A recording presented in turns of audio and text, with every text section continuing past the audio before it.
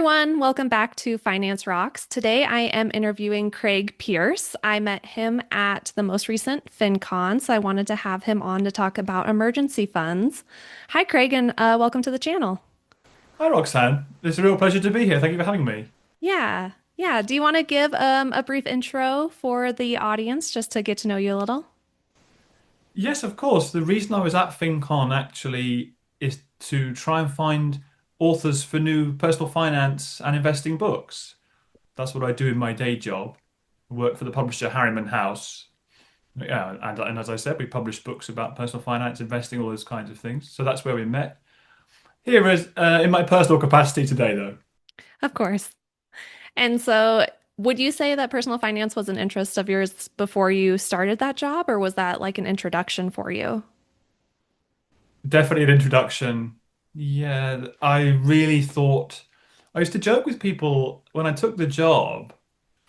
I said to my colleagues at the time in the job that I was leaving, I'm going to edit books about investing. Can you think of anything more boring than the stock market? And oh, we laughed. But I think that was because of my background. I remember we discussed this a bit. I'll talk about myself, and if you wish to share about yourself, then by all means. My parents weren't really savers, or we were living not we weren't poor, but didn't have a lot of money, and they didn't really save anything. And so I thought that's how you should live. But taking the job opened my eyes to a different way, I'd say. Yeah, that's so interesting. I love hearing about the ways that people come around to learning about finance. And yeah, certainly I had a, kind of similar situation with my family not really having a lot of money. And I mean, for that reason, I've always been interested in it. So, a lot of people, it's like, oh yeah, I got into adulthood and then ran out of money and realized that money is important. But yeah, people learn about it at all different times. And there's different phases too, right? It's like entry level finance, like really like saving money. And then there's the investing part of it too. So yeah, different phases, right? Yeah, definitely. My dad would have this line. He probably still would say it today. There's no point saving for the future because you could get hit by a bus tomorrow. So there's that. What's the point of saving into a pension or putting money aside for tomorrow? Very fatalistic and somewhat silly way of viewing the world because the chances are that that won't happen actually. And so it's a good idea to save for the future. Yeah, I've known a lot of people who really struggle with that kind of mindset. And I say struggle because the result of that, right, is then not saving and then having the day-to-day struggles. Yeah, it's interesting, right? Because I feel like a lot of the times with personal finance, I'm like trying to convince people that they're gonna live and that they should care, which is a weird place to be. Yeah, I think about this thing called minimax regret. Have you heard of that? No. No. So it's like whatever the worst possible outcome would be, don't take the actions that would bring that about. So, okay, not having a frivolous day today and getting hit by a bus tomorrow, that's kind of bad. But getting to age 60 and having no money at all, surely that's the worst case scenario of the two. So you plan more for the getting old and having no money one than you do for the having a fatal accident in the short term one, I think. Oh, I like it. I like it. That's good. I've kind of framed it as, kind of instead of going all the way from the negative to the positive, which is kind of jarring, right? Like worst case scenario, all the way to best case scenario, trying to just like find a neutral ground, right? So instead of like, only being prepared for the worst case scenario, which is not at all prepared for, running out of money, it's like, well, what's, kind of the most likely scenario or, if, if I lived the average life, what would the outcome be? I suppose does that lend itself then the way you're thinking there to at least save something? Just get started, even if it's $5 a week or whatever, 25 bucks a month, just save something. Yeah, absolutely. And then I found that the more that I saved and the more that I cared about it and wanted to save and got excited about the growth and the progress. Yeah, once you get some little bit saved up, you kind of challenge yourself to save more, I suppose, and make it grow further. Yeah. Yeah, it's kind of like people that, look at their finances and they're terrible, so they don't want to look at them. what a good goal it is to have finances that you enjoy looking at and that, you feel good about. So, Yeah, that's yeah. right. So removing stress from money and making it a happy thing instead. Yeah. And certainly, you know, I think that's a good goal, but I just don't think that people think about that specifically as like, oh, the reason that finance is unpleasant to me is because my finances are in a bad situation. It could be pleasant to me if the scenario was different. I've never heard anyone put it that way before, but I Hmm. really like that framing. Yeah. Yeah, it's good. So let's talk about emergency funds. I wanted to ask you, what's your strategy for saving for emergencies? I'm a little bit unconventional here. I think that's why we decided to talk about this, isn't it? Mhm. Because the standard line from financial advisors, of which I am not one, but I've heard from many of them, I've worked with a lot of them. They sort of say emergency fund of 6 months expenses. Would you agree? Yep, I've typically heard 3 to 6 months. Yeah. And that's not even take home salary or gross salary, that's expenses. Correct. So you add up what you spend in a month and times it by three or six. I would be very well if I was 20 when I was 22, I was living even very differently to that. I literally spent everything and had no savings whatsoever. But today I have 30% of everything in cash in what you might call an emergency fund, which is extremely high compared to that advice we just talked about. Why do you keep more? I think it's because of that upbringing that we discussed a little bit. I never, ever, ever want to be in that position again. It could happen. People, you never know. Fates could, but it's sort of a defensive mechanism, a reasonable defense against that happening. Um, Also, because interest rates are about 4 or 5% at the moment. It's not zero. So I'm earning something on that money. The stock market maybe returned 7 to 8% historically. Inflation runs around 2 to 3 historically, so it's a little bit above inflation, not as high as the stock market. It's pleasing to see some growth there.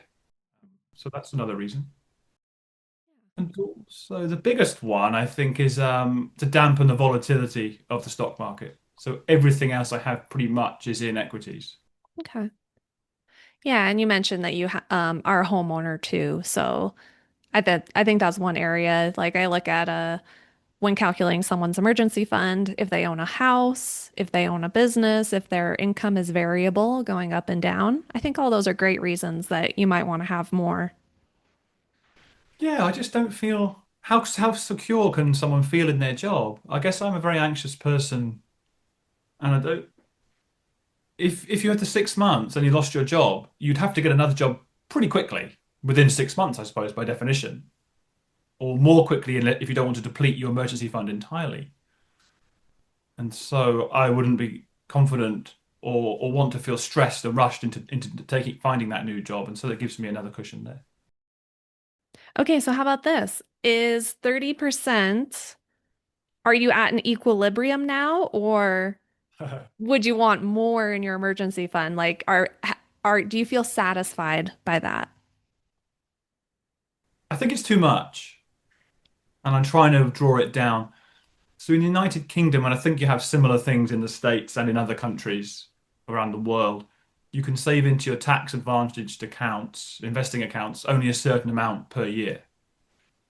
Currently, the ISA, so individual savings account limit, is £20,000 a year here in the UK. So once that's used up, you can't put any more in. So I have an option in future years to draw some of the cash away and put it into the stock market. But you can't do that. That's why I'm kind of keeping that cushion there a little bit. Do I feel satisfied? I guess I worry more about it being too much than too little now. What do you think the right number would be? Mhm. More than 6 months for sure. I think it just depends. If you're really young, so 25, much younger than me,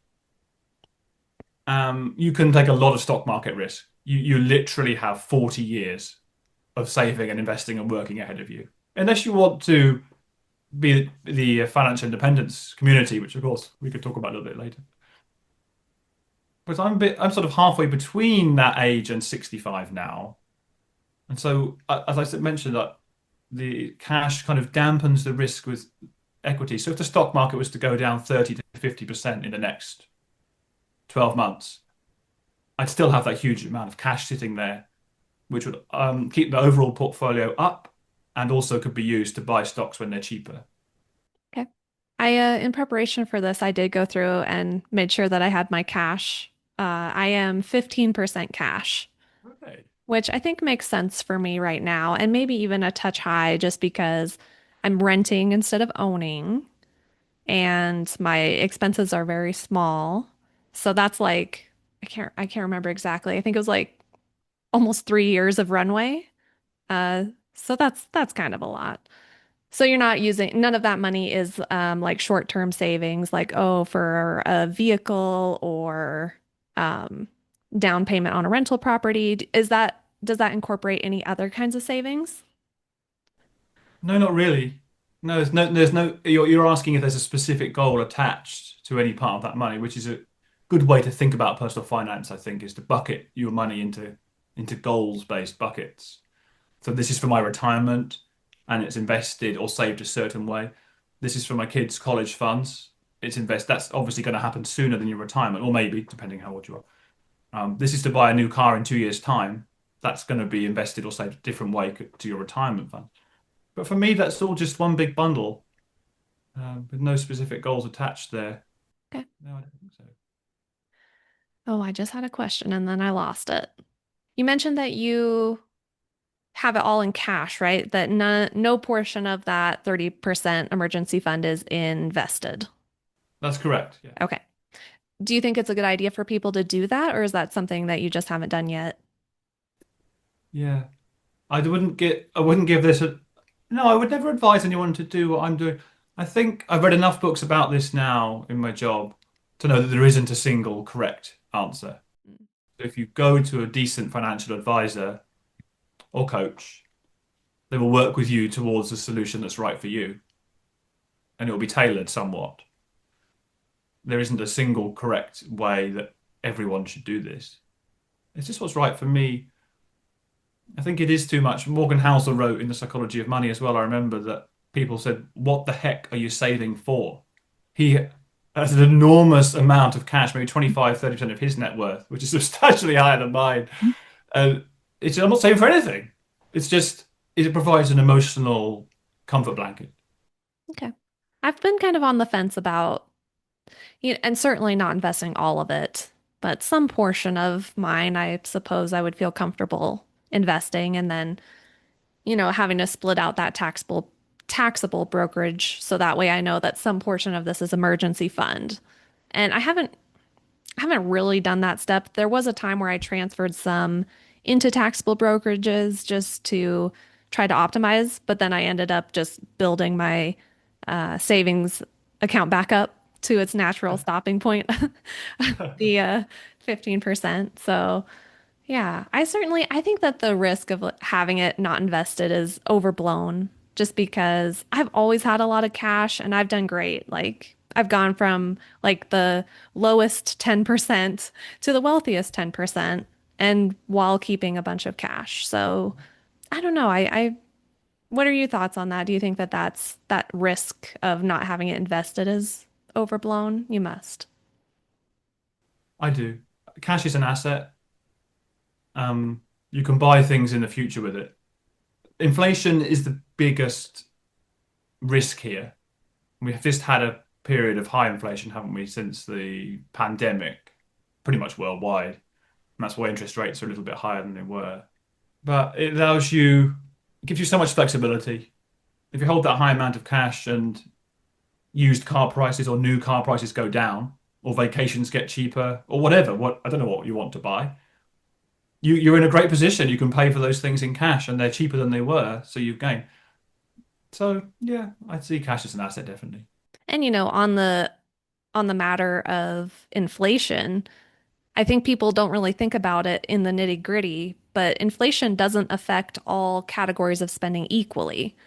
And actually, during like 2020, 2021, where there was a lot, I remember looking at my spending and it had gone down.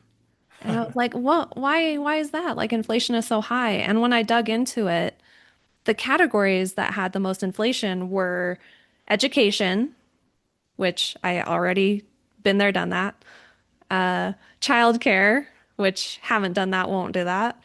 And oh gosh, what was the other? Oh, healthcare, which, Mhm. I'm pretty young and healthy. So I was like, oh, I completely sidestepped this most recent, inflation basically. And so I know like groceries, I didn't fully sidestep it, but isn't that interesting that like it's not every category, so it might not impact you as much as you think.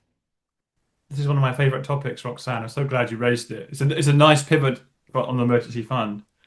Mm. So, a couple of things with inflation, exactly what you said, that the nationwide headline CPI figure is not your own personal inflation figure, so you have to think about that. You could be more exposed to the categories that are having high inflation, so you need to watch for that.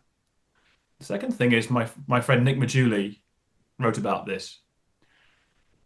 If you say, let's say you save 50% of what you earn, and inflation is, let's do a nice round number for my maths. Inflation is 5%.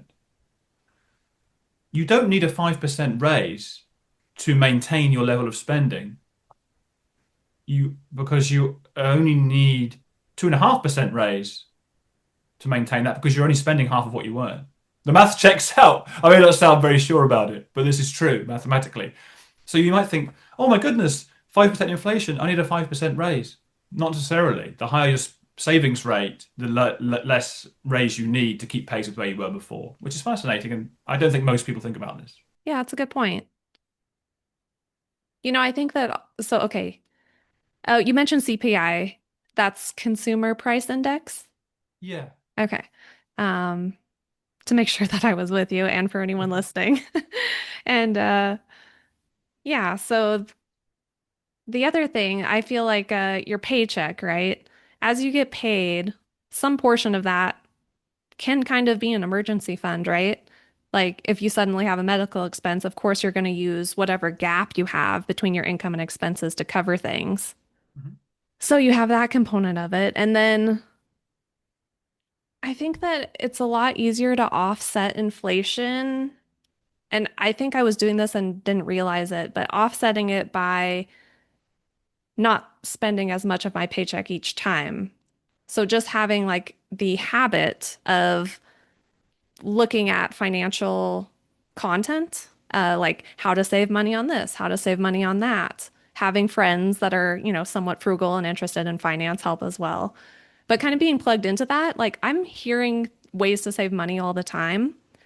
And so I think that that has kind of been an offset to inflation for me. So it's like right off the bat, the paycheck isn't getting hit quite as hard.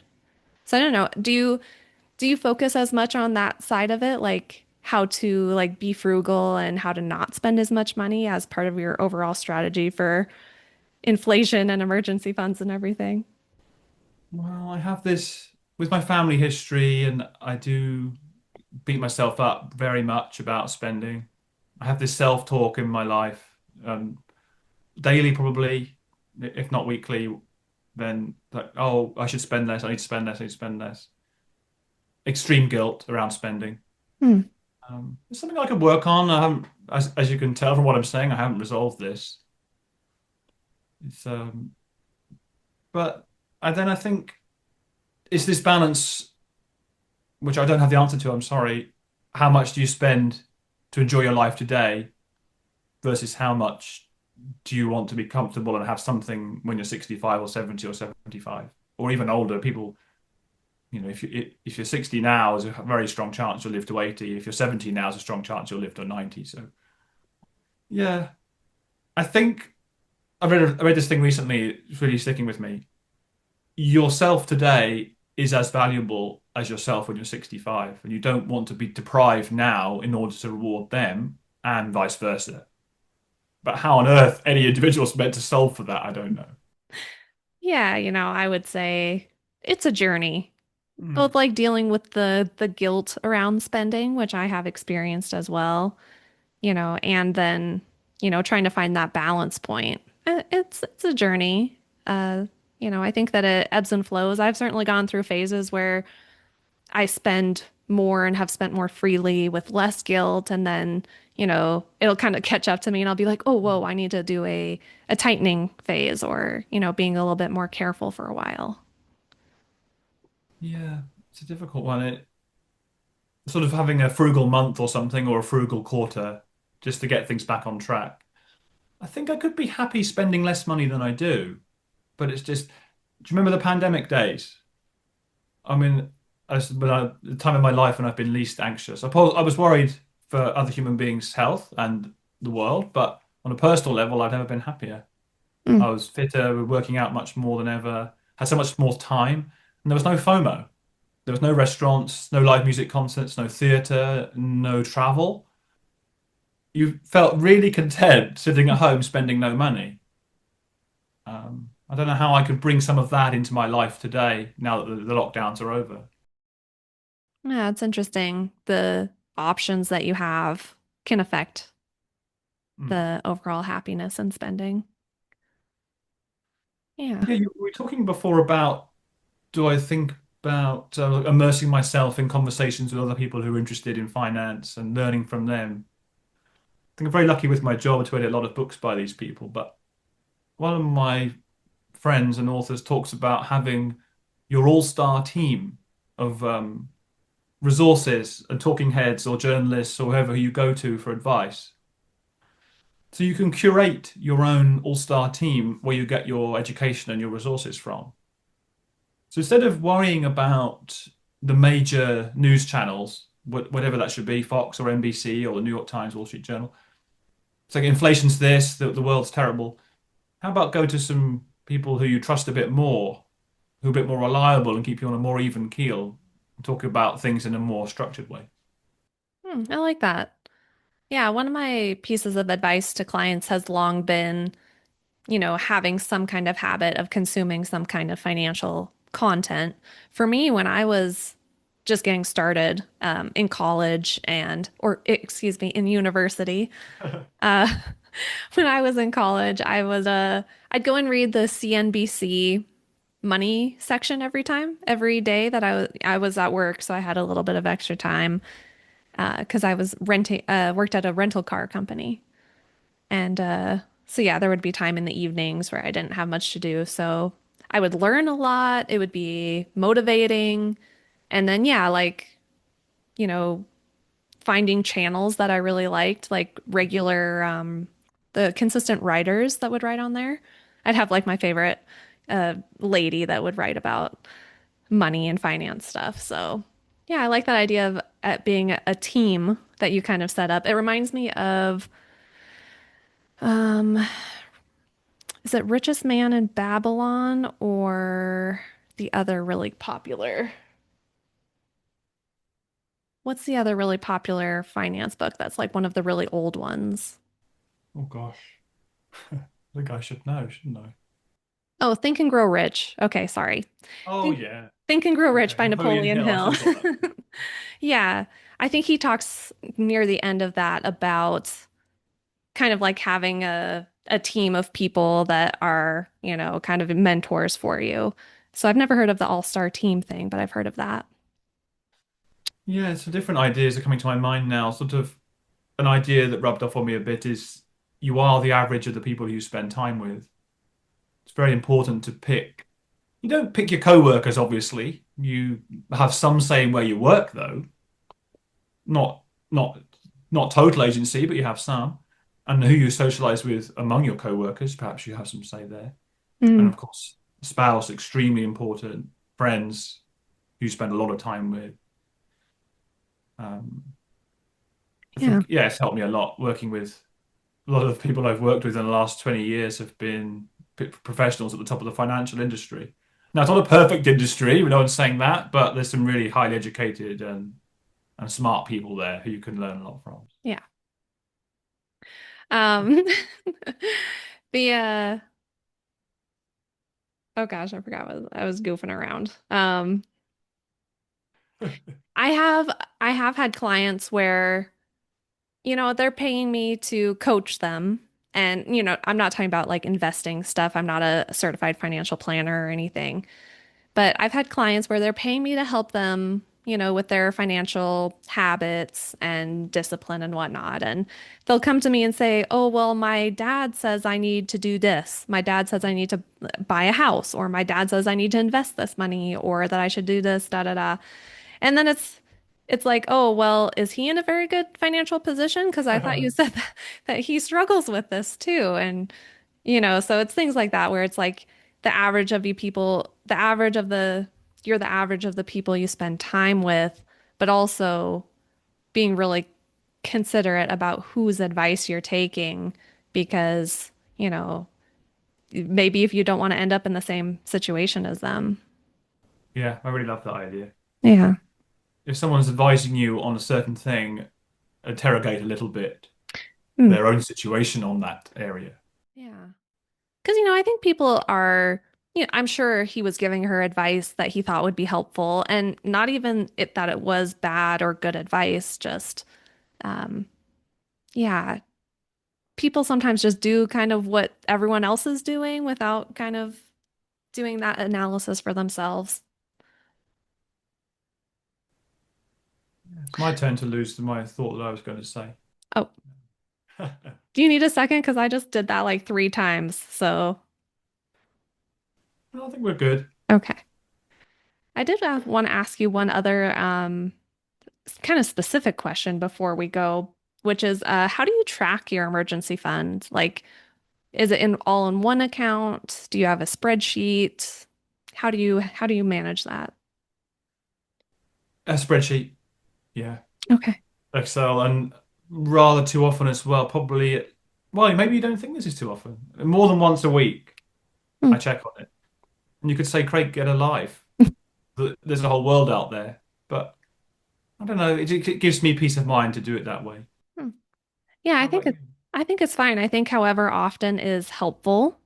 Um, I would not tell you to get a hobby. I think that's a fine hobby to have. I agree, keeping your eye on things is important. I like to do a weekly finance um like sprint basically. So I'll review all my transactions, make sure there's no fraudulent charges, make sure everything's categorized correctly.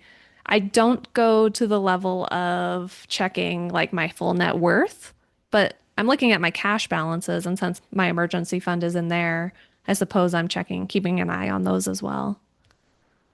Yeah, this helps me with some of the guilt around spending I was talking about.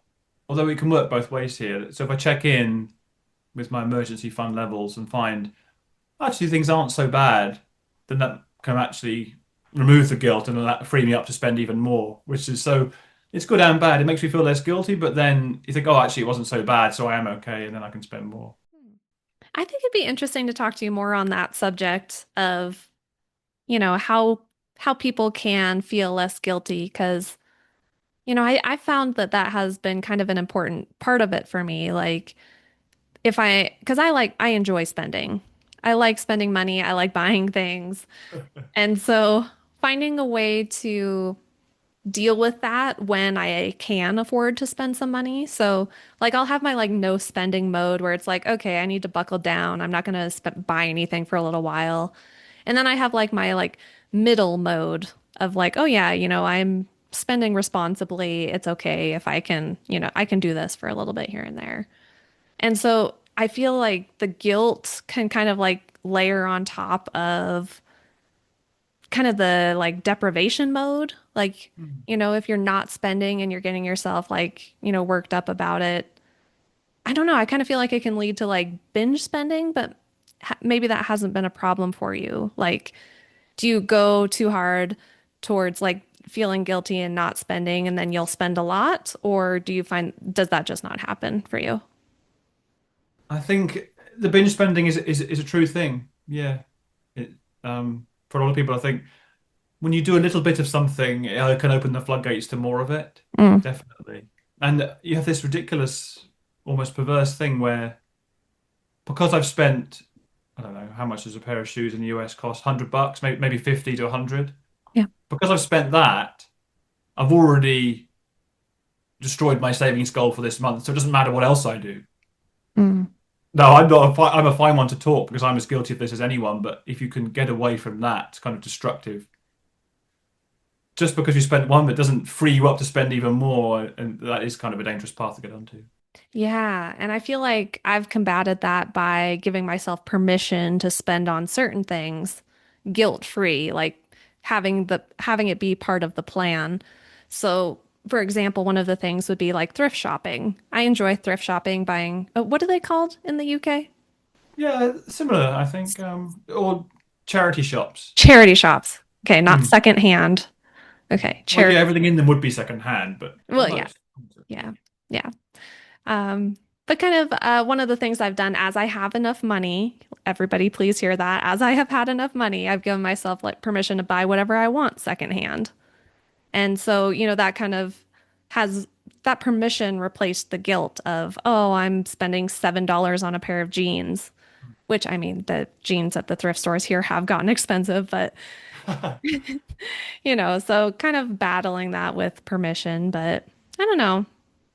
I'd be curious to see like what kind of ideas that you're trying to use to work on that. Well, Nick Majuli had a really good one, mentioning him again. I think we discussed this when we met at FinCon in Portland, maybe, this 0.01% rule. And is specifically designed to help people not feel guilty as they have more net worth. Because it's ridiculous once you get to a certain level of net worth to worry about buying basic groceries. It shouldn't be something that causes you anxiety or putting gas in your car. See, there's a good American petrol, we would say. Um, so Nick says if you take 0.01% of your net worth, probably not your house because that's not liquid, and arguably not your pension savings, though I disagree with Nick on that because I think they are liquid and you will spend them one day. You can never spend your house. If you do sell your house, you're going to have to buy another one or rent. So take 0.01% of your net worth, arguably minus your pension savings, and that's how much you can spend per day guilt free. And where Oh, this comes from is 365 times 0.01% is 3.65%, which is roughly the 3.5%, 4% withdrawal rate. interesting. And for people who are not used to hearing not instead of zero, you're talking about 0.1%. Oh, Zero, 0.01%. 0.01. Okay, say it again. 0.01%. Okay, perfect. Thank you. Um, I think it's funny. Not. Yeah. So if take away what you have in real estate, and if your net worth was $250,000, you can spend $25 a day guilt free. Doesn't mean that's all you can spend. Of course, you can. This is not for non-essentials now. You can go to the cinema or have lunch out, and if that costs $25, you don't have to feel guilty about it. Because if that money is invested, then it will be growing at least that rate on average. So you aren't going backwards. Yeah, I like that. Okay, so that would be doing it based off of a dollar amount of what you're allowed to spend. So it mine was like, okay, at this certain location. So thinking about the different kinds of Yeah. specs that you could put on it, like whether it's dollar amount. Yeah, a one in, one out. That's a popular one. Like, oh, I can buy something if I get rid of something else. So thinking of that for budgeting, like, oh, okay, well, I can spend on this guilt free if I eliminate that dollar amount threshold from something else that I was spending on. Yeah, so of course eBay's one, and what's the other one? We have similar things. Vinted, I think, where you can sell secondhand clothes, sell your own clothes to other people. So to avoid accumulating too many material items, the one in, one out, I really like that. It doesn't have to be the same value even necessarily. If you sell one jacket and buy a pair of jeans instead, and not the same value, but it's avoiding filling your house with more and more stuff. I think that's a nice habit to get into. Yeah, I like that. And then from the financial perspective as well, right? Because then it's like one in, one out for your finances too, basically. Yeah. Yeah, that's good. So you said you give yourself permission to buy anything at a thrift store. I give myself permission to some degree to treat family and friends to Hmm. meals out. Not at Michelin starred, fancy restaurants. Just when I see my parents, we get together every few months, not to feel guilty at all about treating them to a meal or a couple of drinks. That's a good one. I like that because that has like the social benefit which is great for your mental health as well. Well, you haven't met And my parents. No, it does. It does. It really gives you giving a little bit. It's not a huge amount, but giving it mhm. something generously to your family who brought me Yeah, up into the world. Yeah, it gives you, it makes you feel good. I like that. I mean, yeah, guilt for spending is it's a big deal. I've had clients that feel guilty about buying groceries and, you know, putting gas in their car. And I'm like, I get that, we're trying not to drive unnecessarily. But, she really wasn't. So, it kind of, I think that's a real problem that people have. And I do think that it contributes to kind of struggling with money in general. Yeah, I feel like you need to kind of have it under control on both sides. Being able to spend and feel good about it, and being able to not spend and feel good about it. Some of each. Yeah, it's a hard balance. To the car person, I would say you have to get around places. You may have to go to work. You may have to run errands to help your family and friends. You'd have to live. So you should never feel guilty about spending money, which enables to live a basic lifestyle.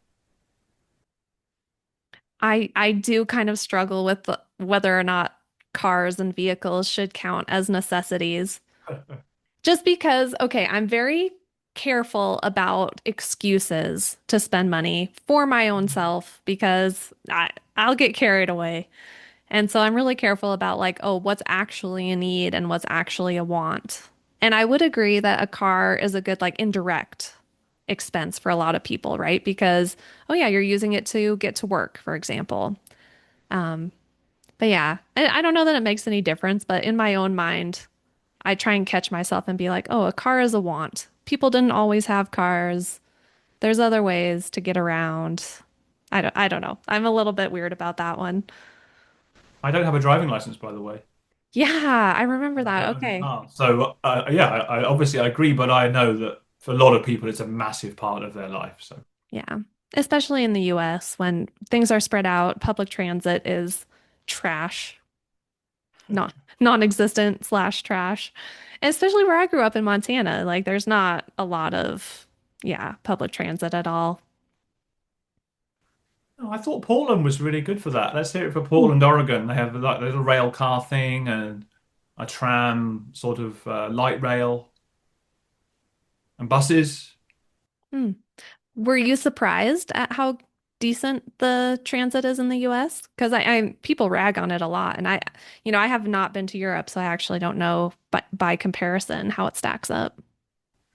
I think for the West Coast, Portland was surprising. Most cities in the US have a bus service, don't they? But it doesn't go everywhere you want to go at all the times you want to go there, of course. So I think Boston and New York, of course, really good public transit and everything kind of east. But when you go more you go west, the expectation is it's going to be worse. So Mm. Portland was a nice surprise on that. Yeah, Okay, good. Yeah, that was where FinCon was this year. yeah, good choice. Yeah, I liked it. Thought it was a cool. I like Portland. I like food, so I like Portland quite a bit. All right. Well, those were all the questions I had for you. Any other last takeaways for people? No, I think that's a nice place to end it. Maybe some follow-up points for a future discussion. Yeah, if the listeners don't leave a lot of comments and tell me they never want me back, then Yeah, I'm sure my audience has been great. I've gotten like almost no negative comments on YouTube. Like people are very kind and um I don't know. They're our crew, which is nice. Like the people that are on there are people that I like and get along with. So it's been really cool. that's nice. Building a community. Yeah. All right. Well, thank you so much, Craig, and we will have you on the channel again sometime. And for everyone else, thank you. And until next time, I hope your finances rock. Bye.